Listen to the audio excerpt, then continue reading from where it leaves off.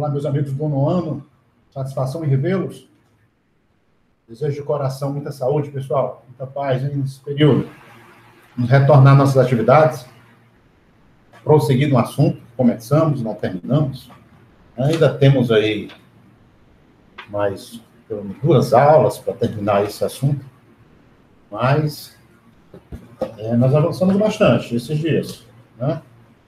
É um assunto longo, 4º capítulo, pelo menos 3 aulas. Né? Então, nós temos aí a unidade do livro, da unidade 2 do livro de História, Autoritarismo, Totalitarismo e a Segunda Guerra Mundial. Capítulo 4, Crises e Totalitarismo. Vamos resolver algumas atividades. O assunto de hoje, especificamente de hoje, está a partir da página 79. Aqui, nosso assunto, com essa imagem. Pessoal, objetivos de hoje. Resolução das atividades passadas, que espero que estejam fazendo, é importante, muito importante. Imagina se durante esse período o aluno não tiver feito as atividades ou assistido a aula, quando voltar vai ter imensa dificuldade, né? Porque no retorno nós vamos fazer uma revisão, vamos ver alguma coisa, é evidente, mas nós temos muito conteúdo estudado, né? Essas aulas aí, que geralmente é uma aula de 30, 40 minutos, por aí, ela é importante. E o aluno tem que fazer as atividades. Tem que ir lá no livro, tem que pesquisar. Não acho que só o professor aqui, individualmente, responder, não. Ele tem que ir no livro, pegar a questão, e no dia da aula, tá aí junto com o professor, para corrigir. Então, nós temos objetivos. Além da resolução das atividades passadas, vamos definir autoritarismo, nazismo e fascismo. Justificar a expansão do nazifascismo no período entre guerras. Falo em nazifascismo, estou falando em nazismo e fascismo. E as atividades? Quais são as atividades da aula passada? Atividades que eu deixei essas atividades, 5. Uma atividade com 5 questões, deixei para que vocês pudessem se divertir, né? O professor tem um momento que o professor tem que dar uma alegria para o aluno, né? Então, deixei 5 atividades e agora 5 questões. E nós vamos responder tranquilamente. Primeira questão. Descreva o cenário político enfrentado pelas nações durante o período conhecido como entre guerras. Esse entre guerras, às vezes, escrevem ele separado. Então, vamos ver lá. Período da entre guerra, vamos ver na página 76, primeiro capítulo. Primeiro, segundo e terceiro capítulo, você pode dar essa resposta, que seria perfeitamente aceita, né? Então, escreva o cenário político enfrentado pelas nações durante o período conhecido como entre guerras. Falei entre guerras, estou falando entre final da Primeira Guerra e antes da Segunda Guerra Mundial. Vamos lá, vamos pegar um parágrafo. O período que vai do final da Primeira Guerra Mundial, em 1918, ao início da Segunda Guerra Mundial, em 1939, é conhecido como entre guerras. Ele se caracteriza pelas imensas dificuldades enfrentadas por nações de todo o mundo, sobretudo aquelas derrotadas no primeiro conflito. Logo após a guerra, os países europeus mantiveram a adotar o governo democrático. Mas nos anos seguintes, em função principalmente das crises econômicas, a democracia foi derrubada em vários países. Nesse período, nós vamos ver a ascensão de governos autoritários. Okay? Segunda questão. Explique como os Estados Unidos tornaram-se uma grande potência após a Primeira Guerra Mundial. Página 77.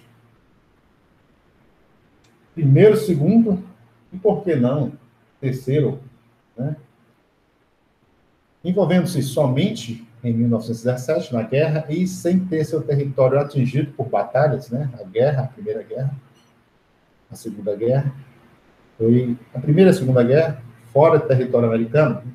Os Estados Unidos obtiveram ganhos financeiros e políticos e firmaram a posição de grande potência mundial. fora do território americano, me refiro à América do Norte.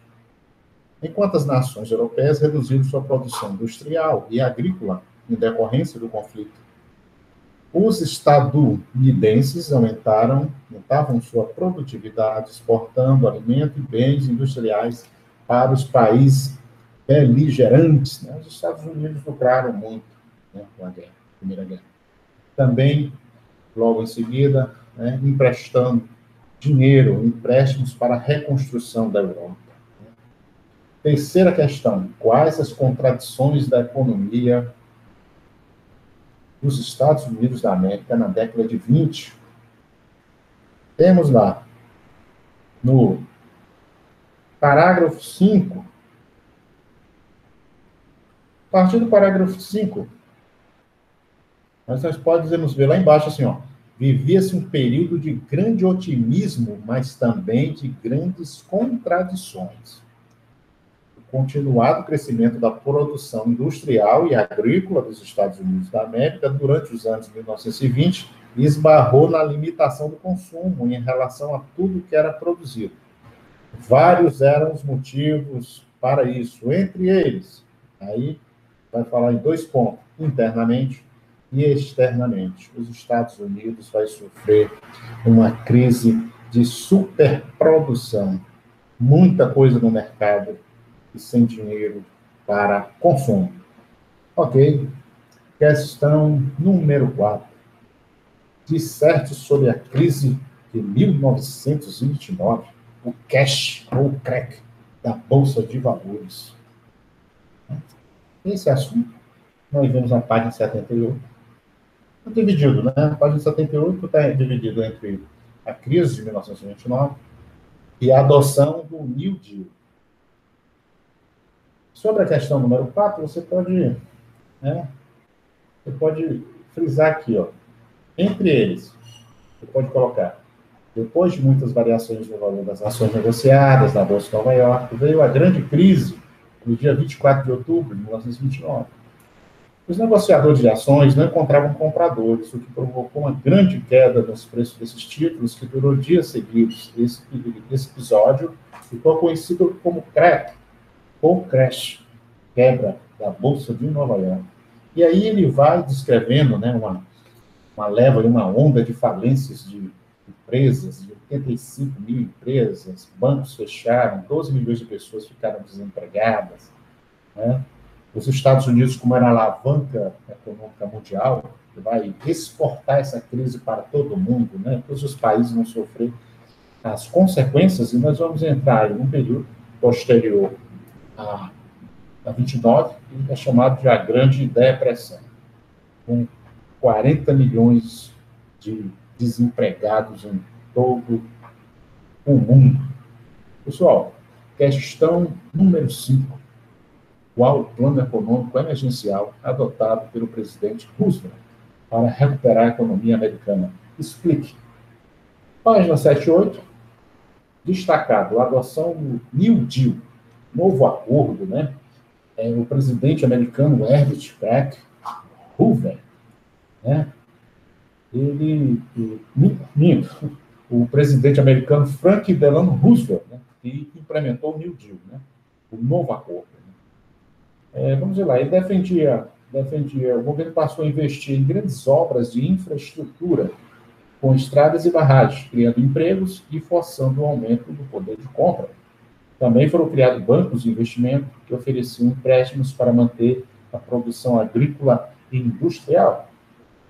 Roosevelt implementou ainda uma política de proteção aos trabalhadores, instituindo, por exemplo, o salário-desemprego, que garantiu a sobrevivência das pessoas mais pobres e a manutenção do consumo. Em meados da década de 1930, os índices de recuperação da economia começaram a aparecer.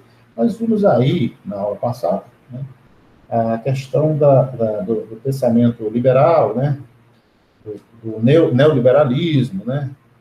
Nós vimos aí o Keynes, né, keynesiano, né, que predominou, o pensamento predominou até o final da década de 70. Aqui, nós vimos a intervenção do Estado na economia. Agora, nesse momento, nós temos a quarentena, nós vimos também essa intervenção, né, com o governo assegurando esse saque emergencial, né, do valor de R$ 600 para, né, quem estiver numa faixa de trabalhadores possam ter acesso a esse dinheiro, é uma forma que o Estado, né, ajuda o trabalhador, né, no momento de crise. Né? Aqui, no New Deal, também foi previsto isso, né, porque foi criado o salário e desemprego, né, para que os estados desempregados receberiam uma ajuda do governo. É dessa maneira que o governo, às vezes, pode intervir na economia, porque ele, como o que está acontecendo agora no Brasil, esse auxílio emergencial de R$ 600. O trabalhador, o governo dá o dinheiro para o trabalhador, ele pega esse dinheiro e vai fazer compras no supermercado. Né? Ele vai gastar no comércio local, o dinheiro vai circular. Dessa maneira, o governo intervém na economia. Meus amigos, atividade muito tranquila, muito simples, tenho certeza que vocês adoraram. Vamos partir para o assunto de hoje, nazifascismo, e temos aí alguns principais ditadores fascistas. Nós temos aí Mussolini na Itália, Franco na Espanha, Salazar em Portugal, Hitler na Alemanha, nazista. Nazifascismo, nazismo e fascismo. Né? Nós temos aqui, nos países atingidos pela Grande Depressão, uma onda de satisfação e contestação populares passou a assustar as camadas dominantes e a classe média. Temia-se que essa movimentação desembocasse em revoluções socialistas. Lembrem-se da Revolução Socialista de 1917, a exemplo da Rússia, né, da União das Repúblicas Socialistas. Isso motivou as elites de diversos países a apoiar grupos de extrema-direita, como na Itália, na Alemanha, na Espanha e em Portugal, que impediram o avanço da esquerda. Entre os historiadores, até hoje, né, há uma discussão entre nazismo de esquerda, de direita, é uma série de divergências. Esse livro aqui, nesse livro, ele se posiciona dessa maneira, enquadrando, né, esses grupos como de extrema-direita. Os partidos de extrema-direita, conhecidos como fascistas, propunham a construção do Estado forte, centralizado, nacionalista, anticomunista e autoritário. Para chegar ao poder, utilizavam práticas violentas e intensa propaganda política. Esses dois parágrafos aqui, numa roda de historiadores, dão uma boa confusão, né? Muita discussão sobre esses dois parágrafos. Pessoal, vamos ver aqui nazifascismo. E vamos ver aqui uma ascensão, a ascensão, né, dos dois. Vamos lá, a partir da Primeira Guerra Mundial, né, nós vemos aqui, deixa eu colocar o seu ponteiro, beleza? Aqui, ó, a partir da Primeira Guerra Mundial, crescimento da doutrina nazi-fascista. Vemos aqui, ó, crise de 29, né? Então, os dois se encontram e a seta continua. Nós temos, então, aqui, nesse período, né, de crises econômicas, né? Os dois movimentos estão entre guerras, aqui, nascem e se desenvolvem. Vamos ver as características principais dos dois movimentos. Totalitarismo, nacionalismo, autoritarismo, militarismo, antiliberal, antimarxista, antidemocrático. Se eu falo antimarxista, digo anticomunista, né? Karl Marx, né? Da doutrina socialista que nós estudamos, né? O escritor do livro O Capital. Vimos a Revolução Russa, tivemos um ponto que abordamos esse assunto. E nós temos aqui duas vertentes. À esquerda, fascismo na Itália, e à direita, fascismo, nazismo na Alemanha, com Adolf Hitler. E aqui nós vamos vendo aqui numa linha de tempo, né, como eles vão chegar até a formação do eixo Roma-Berlim. Então, descendo aqui no fascismo, em 1919, criação do Partido Fascista por Mussolini. 1922, marcha sobre Roma dos Camisas Negras. 1922, Mussolini como primeiro-ministro. 1925, Estado Corporativo, ditadura, Mussolini. Duce significa líder, né? E aqui vemos algumas consequências, né, Violência, Carta do Trabalho, proibição de sindicatos, proibição de greves, apoio a Franco na Guerra Civil, Franco, governo da Espanha, Guerra Civil Espanhola, de 36 a 39. Essa Carta do Trabalho vai ter influência aqui no período de Getúlio Vargas, na implantação dos direitos do trabalho aqui no Brasil. No lado do nazismo, à direita, nazismo na Alemanha, vamos descendo. 1919, fundação do Partido Nazista. 1923, o golpe frustrado em Munique, a cessão de Hitler de liderança do partido. Nós vimos esse assunto na aula passada. 1933, Hitler como chanceler. 34, Hitler como Führer, antissemitismo, campos de concentração, Gestapo, são 3 grupos paramilitares aqui, né? A polícia secreta, Gestapo, fim dos sindicatos e partidos, proibição de guerra, de greve, espaço vital, expansionismo, né? Avanço em outros territórios, e o estabelecimento do Terceiro Reich, Terceiro Reino. E aqui algumas frases, né, que caracterizam o nazifascismo, né? Vamos ver aqui. Eu não tenho consciência, minha consciência chama-se Adolf Hitler. Hermann Göring, ministro da indústria da Alemanha nazista. Né? Coloca o nazismo nesse movimento, no fascismo, uma adoração ao culto, né? Ao culto ao líder. Né? Aí, uma frase emblemática aí que caracteriza o Mussolini. Nada fora do Estado, nada acima do Estado, nada contra o Estado, tudo no Estado, tudo pelo Estado. Essa frase aí já foi questão até de vestibular, para saber se o estudante conseguia identificar quem tinha dito essa frase. Benito Mussolini, ditador fascista da Itália. Aqui nós temos uma mentira repetida 1000 vezes torna-se verdade. Joseph Goebbels, ministro da propaganda nazista. Uma mentira repetida 1000 vezes torna-se verdade. Pessoal, totalitarismo aqui, vamos ver o conceito ao pé da letra do totalitarismo. O que é o totalitarismo? Né? Regime é um sistema político no qual o governo está concentrado na mão de um partido único, não raro com uma liderança carismática. Hitler e Benito Mussolini eram bem carismáticos, que agem no intuito de inibir a oposição e suprimir, eliminar as liberdades democráticas. Em estados totalitários, o governo busca controlar todos os aspectos da vida dos cidadãos mediante violência e propaganda política ou religiosa. E quais são os elementos construtivos do totalitarismo? Vimos a ideologia, a crença, né, o ideal, o partido único, monocrático, apenas um partido, né? O ditador, essa figura que é exaltada e adorada, e vemos a implementação, né? A imposição da doutrina através da violência e do terror. Então, os elementos construtivos do totalitarismo são esses 4.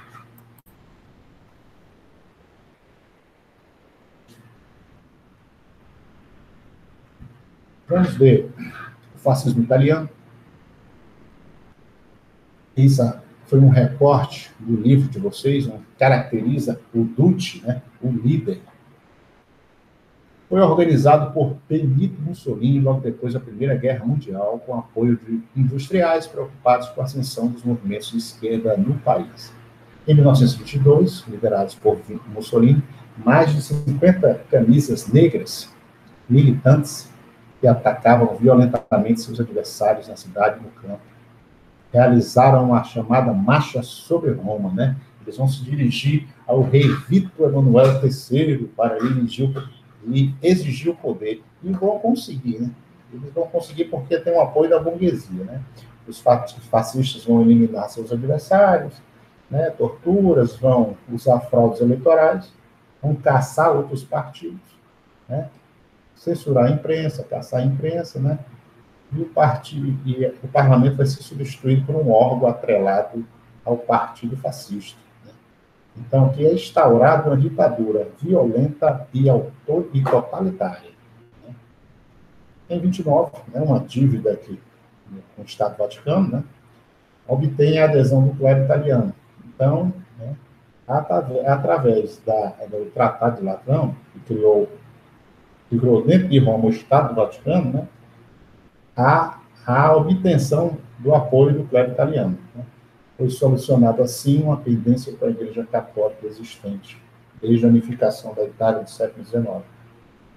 Mussolini incentivou o desenvolvimento agrícola, industrial e militar e promoveu a expansão territorial, chegando a invadir a Etiópia, na África, em 1935, com a questão imperialista, de expansão, buscas de território.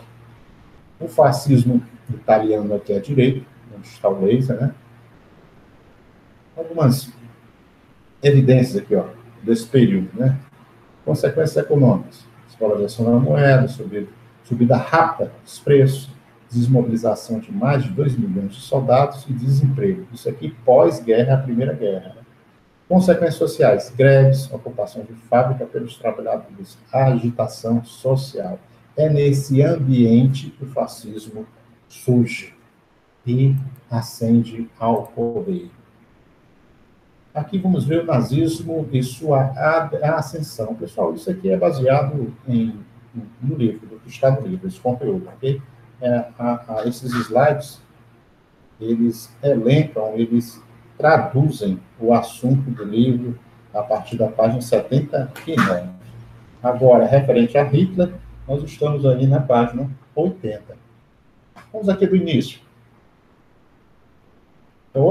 Novamente, a trajetória desse líder, viu? Para enfatizar esse assunto. 1919, Versalhes, depois da Primeira Guerra Mundial, assinatura. 1921, fundação do Partido Nacional Socialista dos Trabalhadores Alemães, o Nazi. 1923, tropas francesas e belgas ocupam a região alemã de Ruhr, porque a Alemanha havia se negado a pagar as indenizações da Primeira Guerra Mundial. E, nesse contexto, a Alemanha está falida, pressionada economicamente. Em 1923, o golpe do Putsch de Munique, que eu abordei com vocês, uma tentativa de golpe. Hitler foi preso, ele vai ser preso e, na cadeia, ele vai escrever o livro Mein Kampf, Minha Vida, esse livro aí que vai circular suas ideias. 32, ele vence as eleições. Observe, ele vence as eleições, ele foi eleito com a sua propaganda e o aumento do número de desempregados. Ele havia promessas nesse sentido. Ele distribui terra, aumenta o salário, ele vai vencer. E aqui, a figura do Hitler já está em ascensão, através de seu carisma, da sua oratória, que ele falava muito bem, ele está subindo ao poder. 33, o presidente Hindenburg nomeia chanceler, e em 34, Hitler acumula a presidência com a chancelaria. Aqui, essa parte que eu botei 17.000%, aqui era a inflação do período de 1923, ok? Olha aqui, 17.000%. A guerra, a dívida contabilizada dos alemães após a Primeira Guerra, dívida para pagar para as outras nações, equivalia a 32 trilhões. 32 trilhões de dólares. Então, é uma grave crise econômica que a Alemanha passa. Nesse ambiente, Hitler vai chegar ao poder. Vamos lá, ascensão de Hitler. Isso aqui praticamente já abordamos outros slides, Mas eu quero que vocês entendam o seguinte, que é nesse momento de crise, de problemática, de agitação social e política, que vai crescer partidos de esquerda, e as propostas dos nazistas vão ganhar popularidade, e as do Hitler vão ganhar popularidade entre os trabalhadores, entre os camponeses, por causa de dívidas no campo, né? Está entre a burguesia, entre os empresários, né? E tem um receio com o avanço comunista. Pulando esses dois, esse segundo parágrafo, e vamos aqui para baixo, nós vamos nos ater aqui a um ponto importante da expansão nazista. Contrariando as decisões dos tratados do pós-guerra, ele iniciou o rearmamento. Com isso, passou a ambicionar o que chamava de espaço vital. O que é espaço vital? A anexação de territórios vizinhos considerados necessários para a formação da grande Alemanha. Essas pretensões seriam o estopim da Segunda Guerra Mundial. Eu pulei o segundo parágrafo porque no slide anterior nós praticamente estabeleci quase todo esse parágrafo aqui, com exceção de dizer que os nazistas, né, perseguiam democratas, ciganos, homossexuais, grupos étnicos, minoritários, como os judeus, eslavos e negros, responsabilizados pela miséria do povo alemão. É o povo judeu, né? Nos referimos ao nazista e ao povo judeu. Nós sabemos assuntos que nós vamos abordar, né, mais à frente. Nós vamos, com certeza, iremos abordar mais à frente quando tivermos acesso à Segunda Guerra Mundial, mas o extermínio do povo judeu. Assunto que, com certeza, irei dedicar, talvez, um trabalho, uma apresentação em sala de aula, né, falar sobre campos de concentrações, ideologia nazista, uma série de coisas, mas mais à frente. Vamos agora, estamos iniciando com Hitler ascendendo ao poder. Guardem isso aqui, espaço vital, o que é, né? E que essas pretensões vão ser o estopim da Segunda Guerra Mundial mais à frente. E aqui nós temos Hitler, cartaz da propaganda nazista de 1935, que mostra o Adolf Hitler em destaque, segurando a bandeira nazista. Aqui embaixo, novamente, Hitler, e esse que está aqui atrás dele é o Goebbels, é o que falou a frase: uma mentira repetida 1000 vezes torna-se verdade. Ministro da propaganda nazista. Galera, na página 81, eu fiz esse recorte aí para falar sobre a nazificação do cotidiano. Como é que essa doutrina, que foi responsável por milhões de extermínio, milhões de pessoas, né? Como é que ela ganhou, né, esse espaço entre os alemães? Como é que ela conquistou o coração do povo alemão? No nosso livro, na página 81, há uma seção, Saiba Mais, né? E ela diz assim: a ideologia nazista estendeu-se também às escolas e universidades. Todos os professores dos jardins da infância à universidade foram compelidos a se filiar à Liga Nacional Socialista de Professores e a ensinar o que lhes era ordenado às universidades alemãs. Outros famosos por suas pesquisas científicas tornaram centros de ciência racista. Fora das escolas, organizações da juventude de independentes, parentes, incluindo os da igreja, foram banidos e todos os jovens alemães, rapazes e moças, desde a idade de 6 anos, foram induzidos a se filiar na juventude hitlerista. Aos 18 anos, os rapazes eram conscritos, né, recrutados a servir, abre parênteses, ou trabalhando ou no exército, fecha parênteses. E as moças chamadas para serviços domésticos e para as fazendas. Durante esses anos de formação, os jovens ficaram sujeitos a uma contínua doutrinação na fé nazista. Na sala, eu, em algum momento, abordei esse assunto, quando falei e expliquei que um soldado, sendo criado desde criança, com essa ideologia, com esse objetivo, com 18 anos, ele seria um soldado letal, né? O soldado alemão era um soldado profissional muito bem treinado.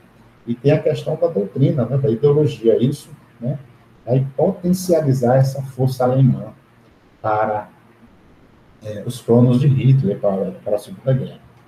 E na página 82, na seção Conexões com a Arte, eu fiz esse recorte, né, porque nós estamos num ambiente, estudando, vendo, o ambiente nazista, né, um ambiente que, como Hitler chegou ao poder, e chega-se através de vários tentáculos, né, dominando mentes e corações dentro dessa sociedade, né?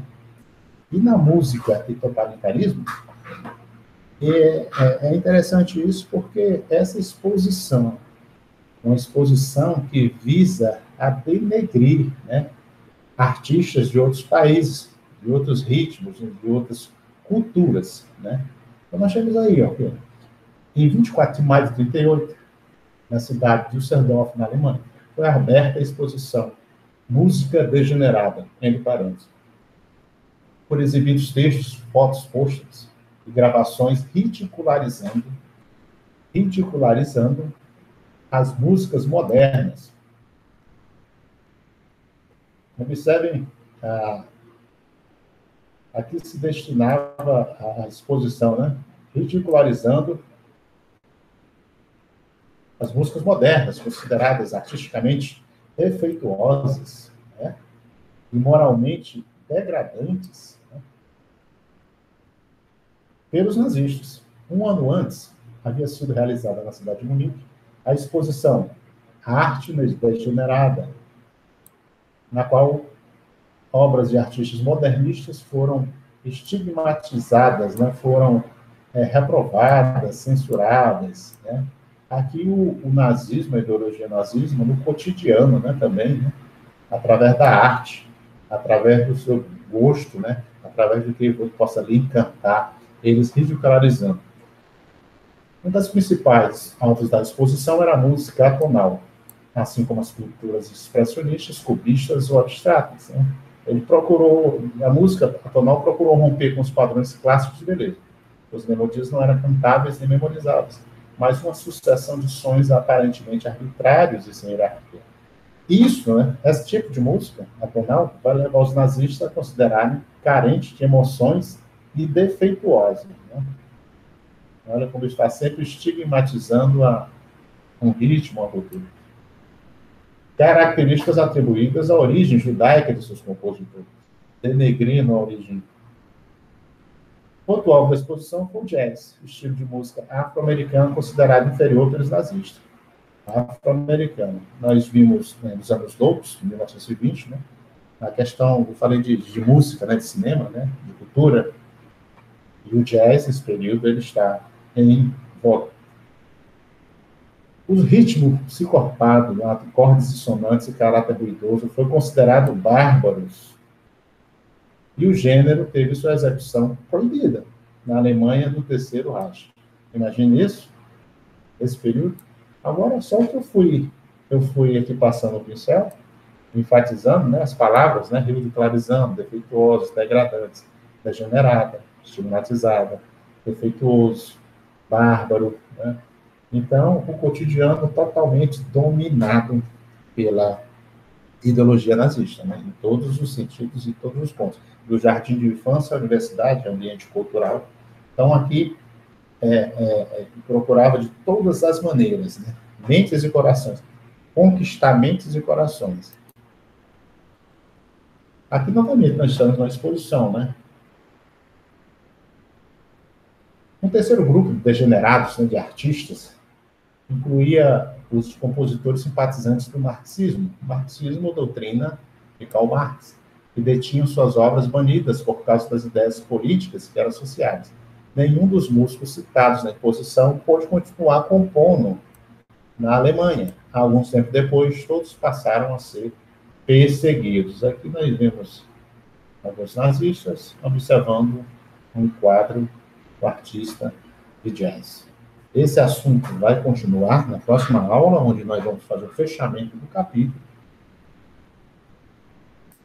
E irei deixar, como sempre, alguma coisa para fazer o aluno sorrir, né, nesse período de quarentena, né? Então, eu brinco, às vezes, com atividades, mas lembro sempre da importância de fazê-las. Faça as atividades. Faça a atividade e, no dia da aula, corrija junto com o professor. Nós temos uma atividade com 5 questões. Questão número 1. Qual o cenário econômico? Qual o cenário econômico e político que possibilitou a ascensão do nazifascismo? Defina o totalitarismo. Terceira. Escreva o fascismo italiano. 4. Quais as causas do surgimento do nazismo na Alemanha? 5. Explique a trajetória política de Adolf Hitler. Meus amigos, então façam as questões, não acumulem conteúdo. Na próxima aula nós estamos juntos novamente, ok? Muita saúde. Até mais.